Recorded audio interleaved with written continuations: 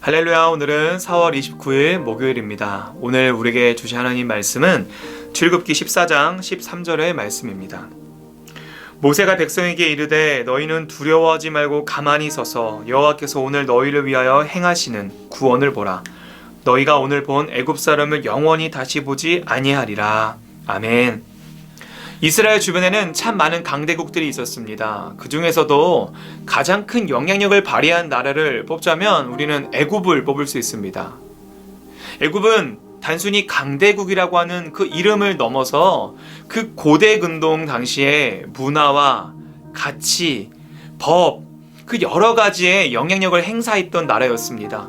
또한 모세가 이 출애굽을 했던 그 시기 외에도 중간중간 잠깐 쇠락했던 시기가 있었지만 다윗과 솔로몬 시대 때에도 여전히 엄청난 힘을 발휘했던 아주 영향력 있는 나라였던 것이죠. 오늘 이 본문은 그 출애굽 사건의 하이라이트라고 볼 수 있는 바로 홍해 사건입니다. 그런데 그 홍해 앞에 선 이스라엘 백성들을 바로가 갑자기 마음이 바뀌어서 그들을 쫓아갑니다. 근데 그 바로는 그 출애굽 사건을 통해서 하나님께서 이루고자 하셨던 그 큰 그림을 보지 못하고 바로는 이스라엘 백성을 갇혀있는 신세라고 판단하죠. 여러분, 이건 마치 세상이 그리스도인을 바라보는 시선과도 매우 유사한 것을 우리는 알 수 있습니다.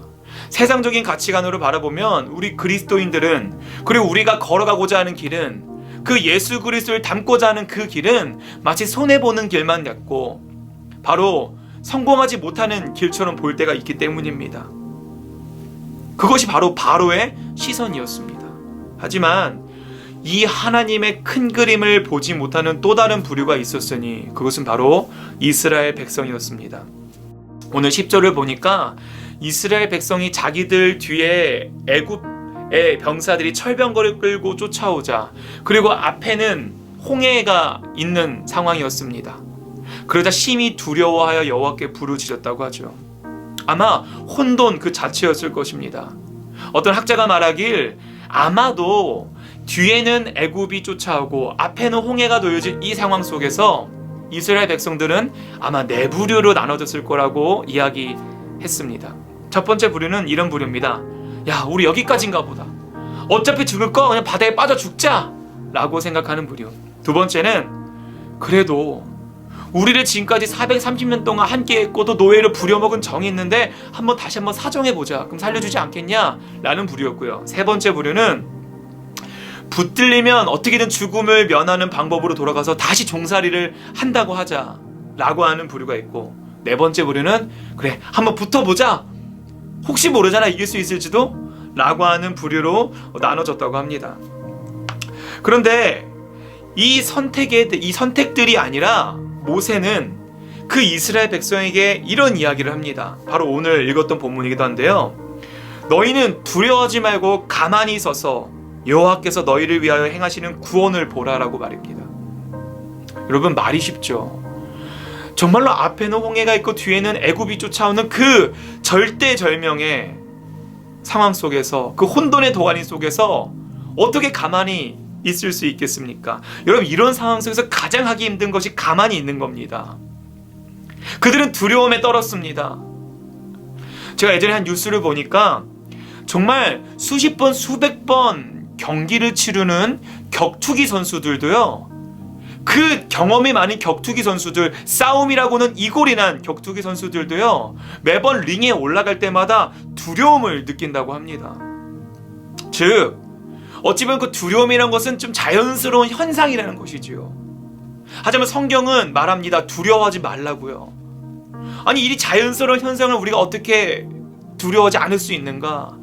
하지만 실제로는 이 두려워하지 말라고 하는 말은 성경에서 참 많이 쓰이는데, 제가 조사해 보니까 총 365번이나 나온다고 합니다. 두려워하지 말라라고 하는 이 말이요. 여러분, 우리가 이 두려움을 이겨내는 방법은 단순히 우리의 담력을 키우는 것이 아니라 바로 한 가지의 키워드로 우리는 그것을 돌파할 수 있습니다. 우리는 그것을 믿음이라고 얘기합니다. 실제로 우리가 잘 알고 있는 히브리서 11장은 우리가 흔히들 믿음장이라고 이야기합니다. 그 믿음장, 히브리서 11장에서는 8절에서 이런 이야기를 하고 있는데요. 아브라함에 대한 이야기를 하고 있습니다. 믿음으로 아브라함은 부르심을 받았을 때 순종하여 장래의 유업으로 받을 땅에 나아갈 때 갈 바를 알지 못하고 나아갔으며, 여러분, 그 믿음의 조상이라고 불려졌던 아브라함이 갈 바를 알지 못했다고 합니다.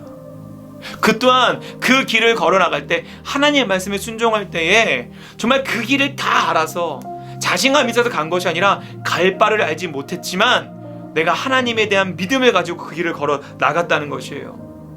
여러분, 지남철은 그 나침반에 들어간 바늘을 말합니다.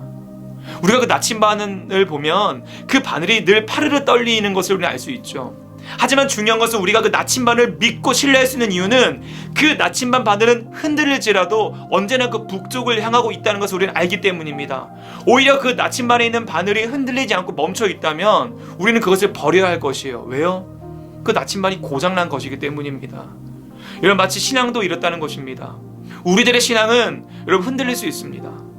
때로는 두려움 때문에, 환경 때문에, 여러 가지 상황과 조건 때문에 우리들의 믿음이 흔들릴 수 있어요. 하지만 중요한 것은 그 나침반의 바늘이 언제나 북쪽을 향하고 있을 때에 비록 흔들리더라도 그 가치를 발휘하는 것처럼 우리들의 믿음 또한 비록 흔들릴지라도 그 주님이 계신 곳을 바라보고 그 방향성을 잃지 않을 때에 우리는 갈 바를 알지 못할지라도 한 걸음 나아갈 수 있다는 것입니다. 사랑하는 성도 여러분, 무엇이 여러분을 두렵게 만드십니까? 단순히 두려워하지 말라고 하는 것은 떨지 말라는 것이 아닙니다. 비록 우리 상황으로 인해서 우리가 좀 흔들릴지라도 떨지라도 그 방향성을 잊지 말라는 것이지요. 오늘 하루도 우리가 그 떨리는 지남철의 바늘처럼 비록 흔들릴지라도 주님을 향한 방향성을 잊지 않고 살아가는 저와 여러분 되시길 주님의 이름으로 소망합니다. 기도하겠습니다.